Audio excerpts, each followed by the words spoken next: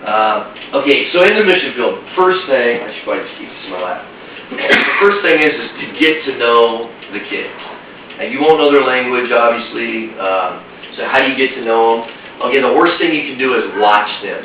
Do not watch the kids. Become the kids. Okay, let them take you wherever they're going. In other words, whatever they're doing, whatever's going on, laughter is the universal language. You can pretty much, whatever it takes to make a funny face, whatever it takes to make these kids laugh, or, if they're playing soccer, then you go play soccer. If they're, depending on what part of the world you're going to, what kind of things do they usually play with? Definitely soccer. Okay. That's a big thing, especially for the other kids. The little kids just like the same kinds of things that we do. There's a park there, so they've got the old swings and the things that make you sick that you roll the wee out loud there. They're like the roller coasters they go down. Great. Iron Wheel of Death is what we say. There's always that bully that's like, trying to throw it. And they love competitive games. Yeah. They absolutely love them. Okay, so whatever they're doing, make sure you're not on the sidelines watching them. And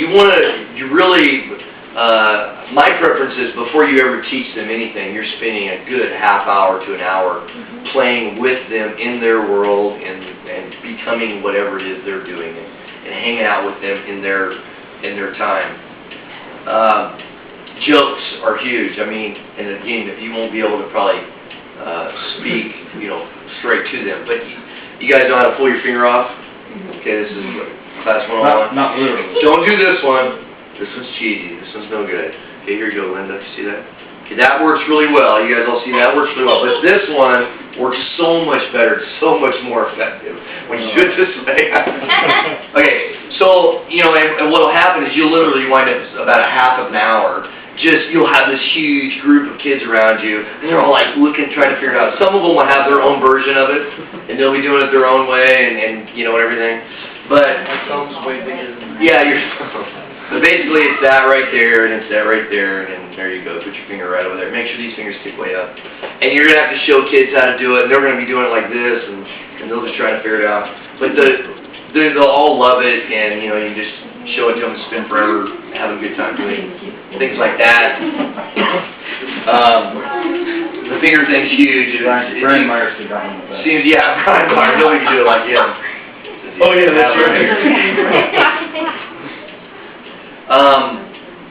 Point out, like, if you got a watch on or whatever you're talking about, ask them what the word is in their language, and then mess it up on purpose. But try as hard as you can to get it right. But mess it up, because they're gonna let them laugh at you. Make sure that you're the one getting laughed at and you're the one joke. And if you mess it up, and just keep going around trying to say the same words and you can spend a lot of time doing that. Talking about your shoes and whatever. And what is the word for shoe? What is the word for that? And this one's really useful in Poland because the word for please and the word for pig sound very much the same to Americans, so you can purposely just say pig once you figure out the difference, and they'll just laugh at you the whole time.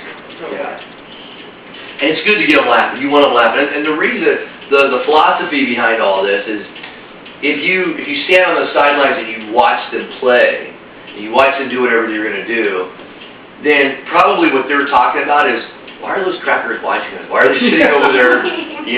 What are they going to do? What's the deal? And now you're going to stand up and present the gospel, and in their mind, oh yeah, those are the people who watch us play.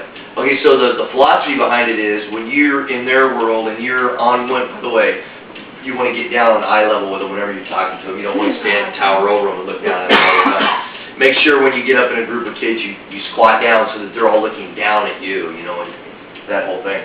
And so you switch everything. So now when you stand at the top, they know who you are. You're the guy that tried to say words that you can't say. And when you're up there in front and on the stage and you're talking, make sure you try to use words that you tried to use earlier in their language. So you want to purposely, whatever it is you're going to teach, whatever you're going to say, use some of the words you're going to say up on stage so that you try and use them up there, and then everybody's listening to you try and use these words, So, yeah, so it's huge. It's one of the reasons why I don't start kids' church until about 15 to 20 after the adult service starts. Number one, everybody's not there yet. But mainly because it's the only time I really have to be with them in their world.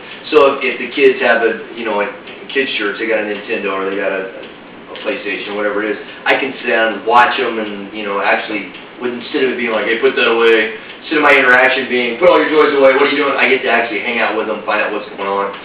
And so it's a good idea to do it. Okay, you guys know how to, I don't have a coin. Anybody got a coin? You guys know how to flip a coin from your elbow to your catch it? You guys know how to do that? Anybody know? Okay, you got to practice that. You don't need a coin. You don't need a coin to do it. You can do it with a rock.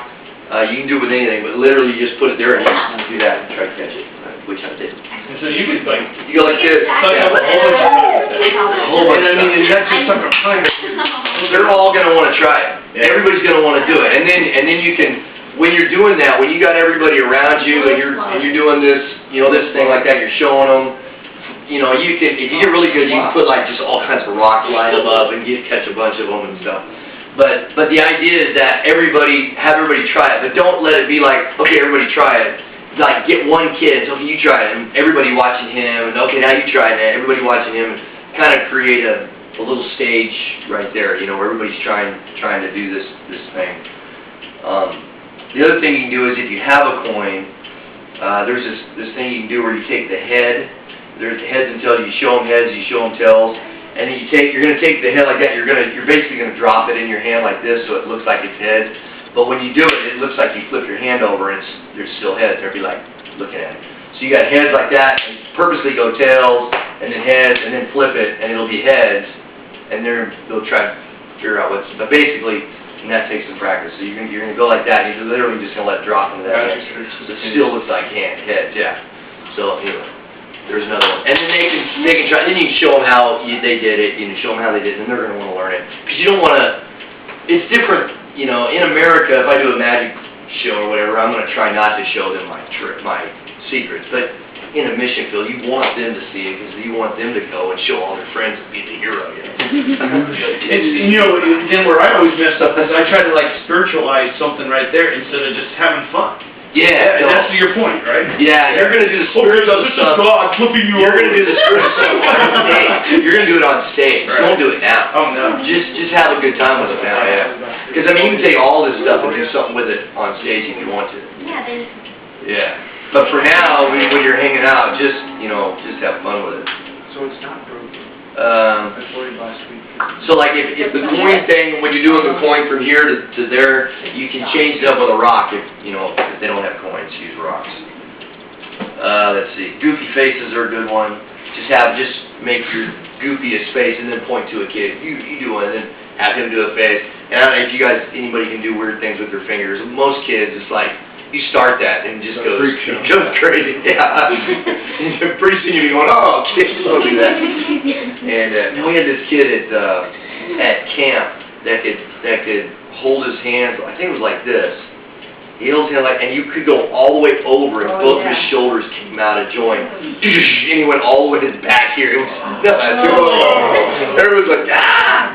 But so you won't know what talent is there. You just won't know. So you start something and make a goofy face or whatever, and then just let happen whatever happens. Right now it's all about just building you're important enough that, because probably there hasn't been many adults that have gotten down on their eye level and been willing to spend 30 minutes to an hour just being with them without it being like, I'm going to preach the gospel. Yeah. But I'm interested in you, and I want you to know that you're worthy. And then I just put use your imagination. As things come, just go on with that.